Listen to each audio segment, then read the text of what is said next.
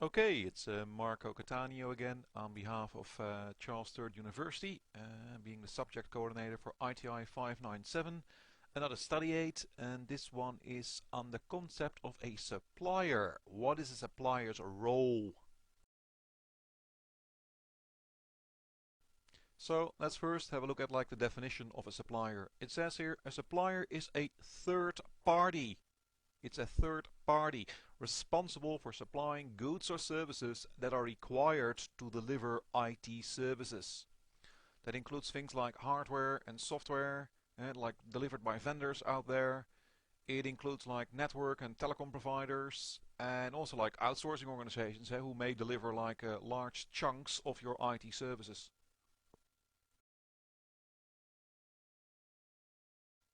Okay, so in this topic we're focusing on supplier space. We're going to deal with external suppliers who will be delivering like one or more supporting services to the service provider. So the service provider can actually deliver their end-to-end services to the business. So we're going to look at the external suppliers and the contracts we need to have in place with them.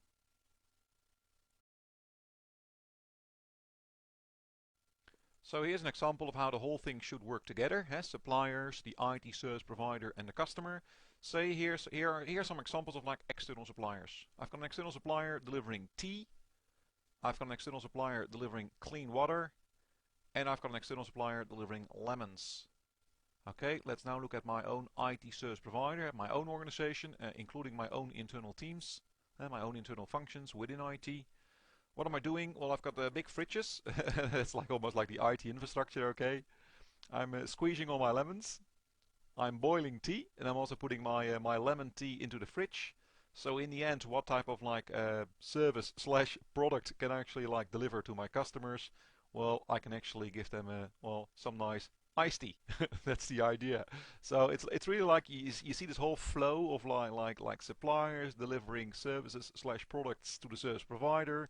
They add value to them, and they deliver the end service slash the end product to the real customer. Okay, so we've got the IT service provider, and typically within the IT service provider's organization, and you find a process like supplier management, with a person being accountable for that process, the so-called process owner. Now, the process owner will also manage a number of supplier managers, and each of these supplier managers will manage one or more suppliers, and you want to make sure you get optimal value from those suppliers. The supplier manager management process also has a very tight relationship with the contracts manager, because in the end, when you start to deal with a supplier, you have to create something like a contract, and you want to formalize what the supplier is going to deliver to you. So in other words, you find also relationships over here.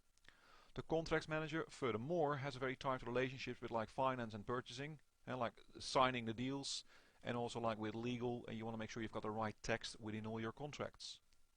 Now, each supplier manager will manage one or more services as provided by the suppliers against the contractual obligations.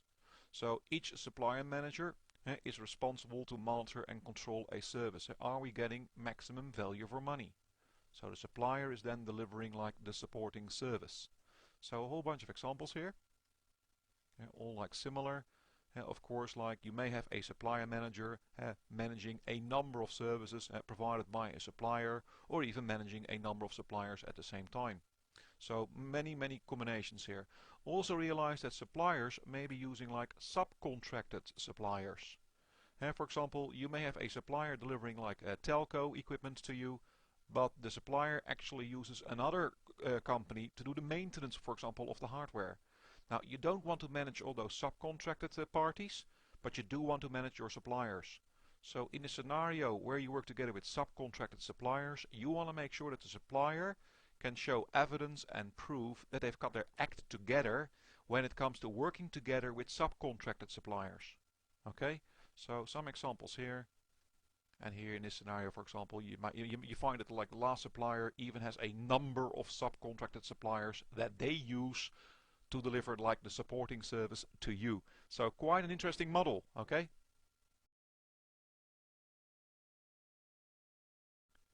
So again, summarizing, in the end, you want to create like a well-lubricated, like lean and mean IT service delivery fighting machine. Okay, so your suppliers and the service providers and the customers, and what the suppliers are delivering and what the service provider is delivering, and the requirements and needs of the customers. It all needs to be aligned with each other.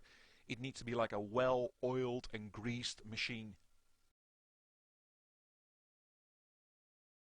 Chew, Muskie. Practice what you preach.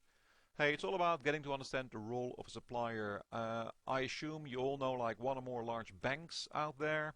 So what type of suppliers do you think they use and how critical do you estimate them to be?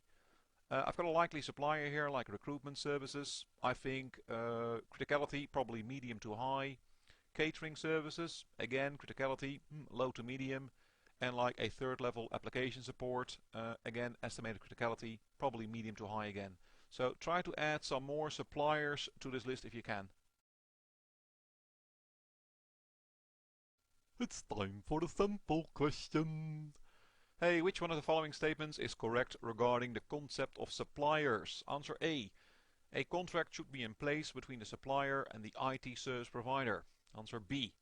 A supplier manager can only ever manage one supplier at a time. Answer C. Suppliers are normally internal to the service provider's own organization. And answer D. The IT service provider must actively manage contracts with subcontractors. I'll give you a couple of seconds to think about the answer and then we'll move on.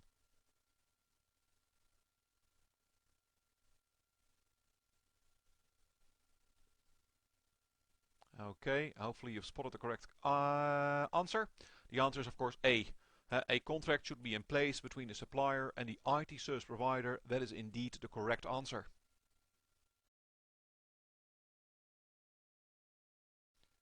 The next topic, an interesting one, we're going to define and explain the concept of a service level agreement, an SLA.